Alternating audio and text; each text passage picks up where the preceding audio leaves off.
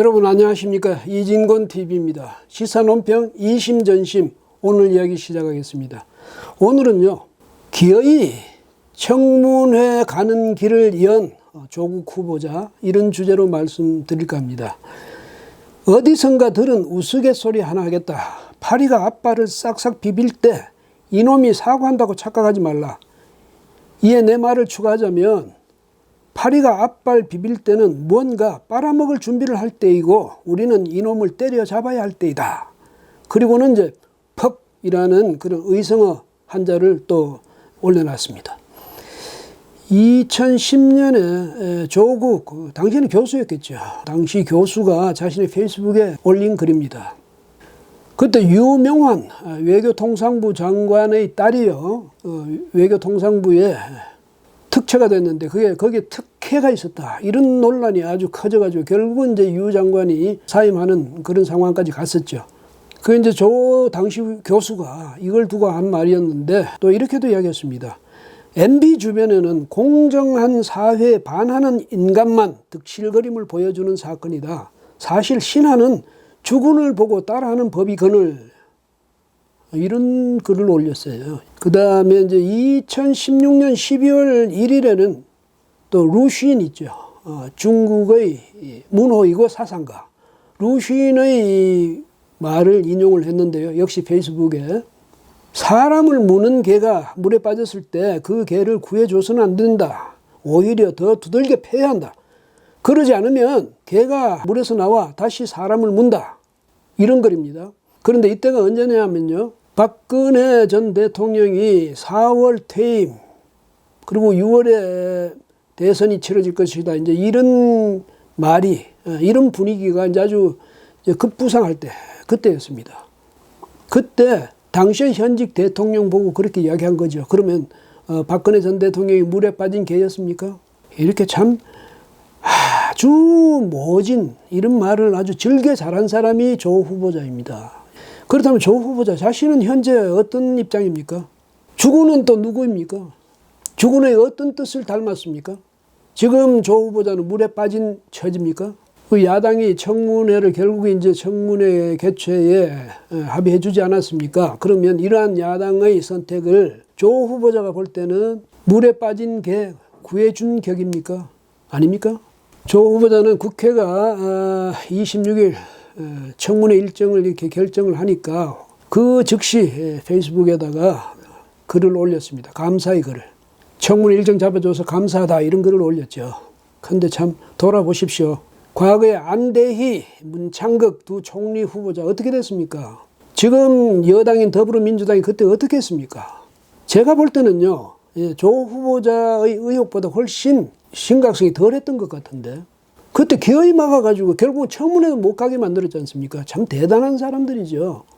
근데 이번에는 성공을 했어요. 자기 편인 조국 후보자를 청문회까지 가게 하는데 아주 정권으로서의 그 영향력을 최대한 발휘한 셈이네요. 조국 후보자는 자신의 SNS에다 이렇게 글을 올렸습니다. 뭐냐면 국회에서 청문회 일정을 잡아주셔서 감사드린다. 제기되는 의혹에 대해 소상히 밝히겠다. 성실하게 청문회 준비를 하겠다. 다음 달 2일과 3일에 청문회가 개최되는 거죠. 근데 통상 이 장관급 인사청문회는요, 하루를 합니다. 그런데 뭐 특별한 경우에는 이틀씩 한 경우도 있죠. 이제까지 6번이 그런 예가 있는데 17대 국회 때는 정상명 검찰총장 후보자, 그 다음에 유시민 보건복지부 장관 후보자, 또 19대 국회 때는 현오석 기재부 장관 후보자, 그 다음에 남재준 국정원장 후보자, 문형표 보건복지부 장관 후보자, 역시 각 이틀씩 했습니다. 그 다음에 김병관 국방부 장관 후보자의 경우는 자정을 넘기는 바람에 결과적으로 이틀이 됐죠. 어쨌건 문 대통령 또 조국 후보자 여론과 언론의 풍랑 이걸 이겨내고 결국은 이제 청문회까지 가는데 성공을 했습니다. 문 대통령이 어쩌면 조 후보자에게 이렇게 말했을 수도 있죠. 사람만 돌아와라. 그러면 임명은 내가 책임질게. 그렇게 묵결을 했든 뭐 암시를 했든 아니면 이심전심으로 서로 통했든 뭔가 있었을 것 같네요. 근데 청와대하고 조국 후보자가 뭐 지금은 이제 안도하고 있기는 하겠지만은 여론 동향, 민심 너무 만만하게 보면 안 됩니다. 그거 아셔야 돼요. 중앙일보 조사연구팀이 23일, 24일 이틀간 전국의 19세 이상 남녀 1000명을 대상으로 여론조사를 했습니다. 그런데 어떤 조사를 했냐면 조국 후보자를 법무장관으로 임명하는 것을 찬성한다, 반대한다, 이걸 이제 물었습니다. 찬성 여론이요. 27.2%에 그쳤습니다. 반대 여론 60.2%였습니다. 그리고 12.6%는 뭐 모르겠다 하든 아니면 더 대답을 유보하든 그렇게 했는데 이렇게 엄청난 차이가 있는 것 아닙니까? 이게 여론입니다. 예. 그리고 KBS의 그 프로그램이죠. 일요진단 라이브. 여기서 한국 리서치에 의뢰해서 이제 이때는 적합도 조사를 했어요. 22일, 23일 이틀간.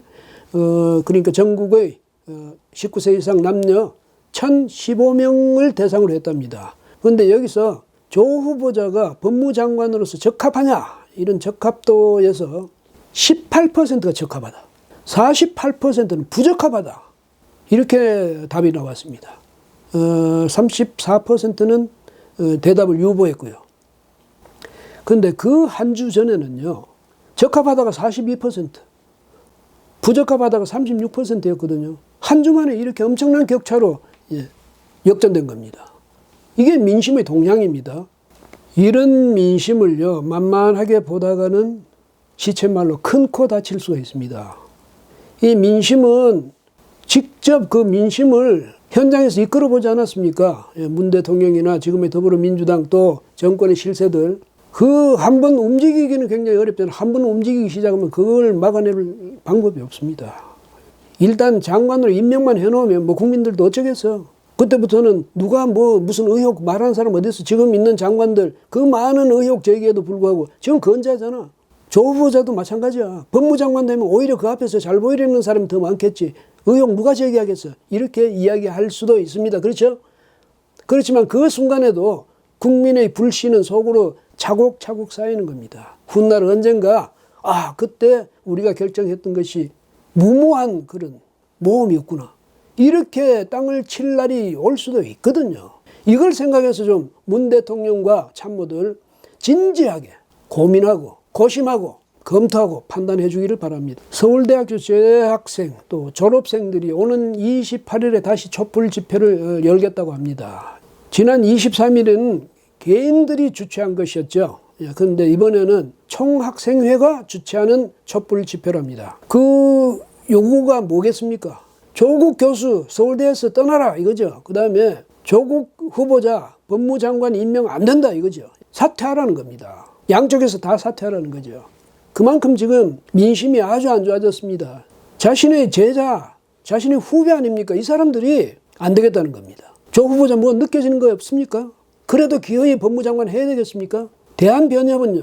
26일 조 후보자에 대해서 의혹들을 계속 청문회 쪽으로 밀어놓지 말고 그러니까 그쪽에 유예시켜 놓지 말고 의혹이 제기된 그 순간에 분명하게 그것을 해명하라고 지금 요구했습니다. 그래야죠. 청문회 뭐 이틀 동안에 그 모든 걸 다 몰아가지고 해명하겠다. 그래서 논란이 부풀어 오르는 그것을 최소화하면서 그렇게 이틀 만에 다 끝내겠다는 이런 심산이라면 그 잔꾀 뭐 당장은 통할지 모르지만은요. 훗날 그거 다 짐이 됩니다. 정의당이 찍으면 그 사람 낙마한다. 뭐 이런 얘기가 있죠. 그래서 정의당이 데스노트를 가졌다. 거기 적히면 그게 끝이다. 뭐 이런 이야기들을 하는데 거기에 대해서 조 후보자의 인사청문 준비단 그 단장 김후곤 검사장이요. 26일 정의당을 찾아가서 비교적 상세하게 소명을 했답니다. 물론 이제 정의당의 질문에 대해서겠죠. 그런데 정의당도 특히 딸의 문제에 대해서 보니까 이해할 만한 부분이 상당히 많다. 그래서 지금 정의당의 입장을 결정하지 않고 청문회를 끝까지 다 치른 다음에 그때 가서 결정하겠다. 뭐 이런 입장을 정한 것 같습니다. 조 후보자로서는 일단 한숨을 돌리게 됐죠. 그런데 제가요 참 도무지 이해할 수 없는 것이 장관 후보자는 장관 아니죠. 사인입니다. 개인. 그런데 왜 국가가 그 준비단까지 만들어가지고 검사장을 그 단장까지 시켜가면서 왜 그 사람이 인사청문 준비를 해줍니까?